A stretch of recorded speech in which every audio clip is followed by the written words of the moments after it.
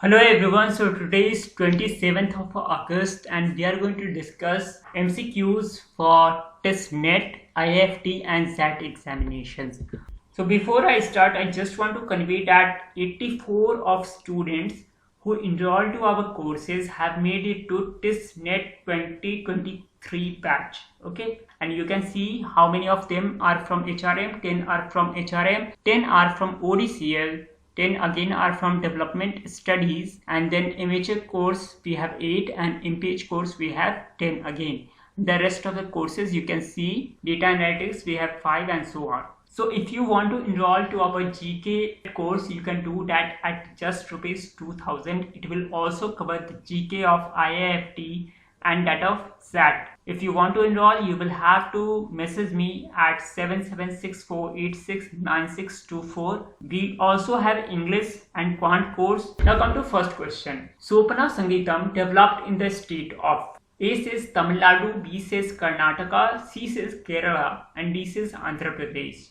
So what is Sopana Sangeetam? So basically we have two classes of music in India, two classical music, that is Hindustani classical music and Carnatic classical music. Then again we have some folk traditions, and one among that is Sopana Sangeetam, which is derived from the tradition of Geet Govind, and it originated in one of these states. So you have to tell the name of that state. So there was an article today in The Hindu. This particular Sangeet originated in Kerala.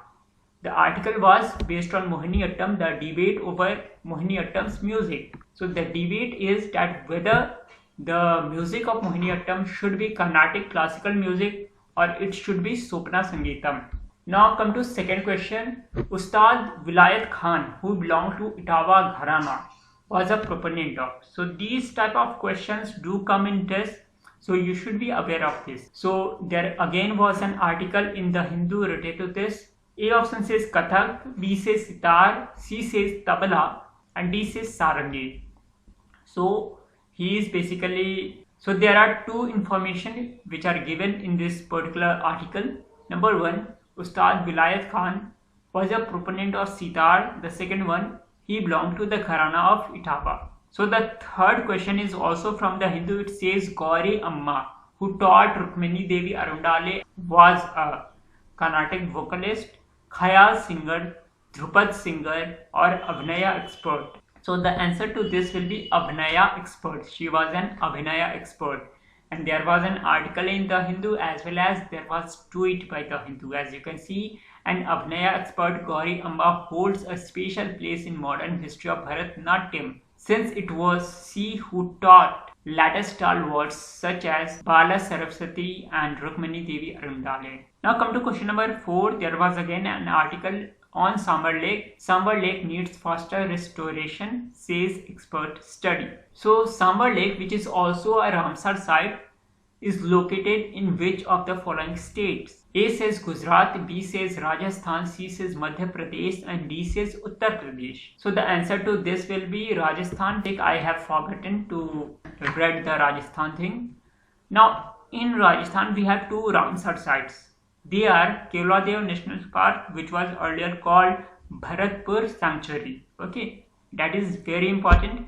Keoladev National Park and the other one is Sambar Lake. Now come to fifth question. It says which of the following is not built by India in Afghanistan? A says Salma Dam, B says Jaranj Delaram Highway, C says Parliament Building and D says Chabahar Port. So the answer to this is also quite easy. It is Chabahar Port, but you should be knowing about Salma Dam, Jaranj Delaram Highway and Parliament Building. It was also in one of the article by Suhasini Haidar in today's The Hindu. The Salma Dam is also called Afghanistan-India Friendship Dam. So here you can see in the figure you have Salma Dam and here you have Parliament Building and Jaranj Delaram Highway. Now come to sixth question. It says the concept of Human Development Index was evolved by which of the following economists? A says Jean Drage, B says Muhammad Yunus, C says Mahbub ul Haq and D says Pranav Bardhan. So you should be knowing about these people. They are important. Jean Drage is an Belgium-born economist who lives in the slums of Delhi. Okay, he lives with slum people and does his research there. He gave the concept of microfinance, upon which the concept of Grameen Bank is based.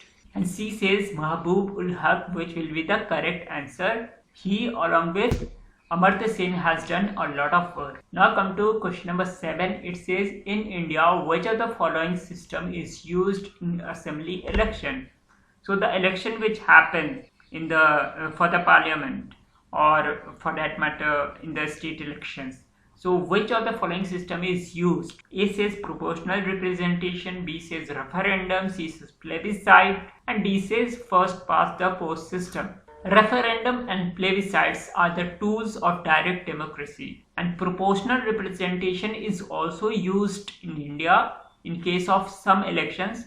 Proportional representation with single transferable vote is used in the election of the president, but for the assembly elections we use first past the post system. So this is very important. Here again I have forgotten to read this part.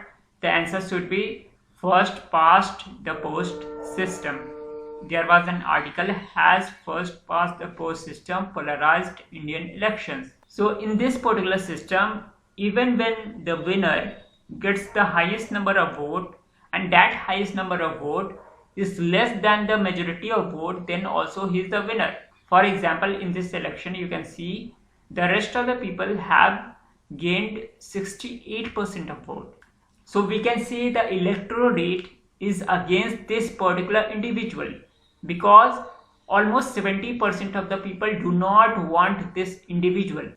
Still she is the winner. Why? Because she has garnered maximum number of votes out of these people. They have together garnered 68% of vote. So this is called FPTP system. Here whoever wins by a single vote also, he becomes the winner and takes all the thing. On the other hand, in case of proportional representation, the winner is always having the support of 50% plus one group. Okay, so this is important. Now come to 8th question for today. It says Chagos archipelago dispute is between which two countries? A says Mauritius and Britain, B says Argentina and Britain, C says Japan and Russia, and D says Japan and China. So the answer is quite obvious, Mauritius and Britain. It is quite famous now. So basically Chagos was a part of Mauritius, then the British era happened, and Chagos right now is a military based controlled by USA as well as Britain. It is held as a British territory and has been given control to US for their military base. Okay. The people of Mauritius, they are saying this archipelago belonged historically to us, and that is why Britain should leave that. Okay. So there was a dispute going on for some year, and even the UN told Britain to leave, but British, as you know, they have hegemony. British and USA, they have a hegemony, and that is why they still continued to remain there, and that is why what has happened, UN has banned the British stamp in Chagos Island, which has been welcomed by Mauritius. Now coming to Argentina and Britain, there is another island called Falkland Island, which is a disputed territory between Argentina and Britain, and there was a war also in 1980s between Argentina and Britain regarding that Falkland Island. So this was all for today. In our next video, we will be coming up with next set of questions. So thank you. Thanks for watching. If you want to enroll, you can do that at 7764869624.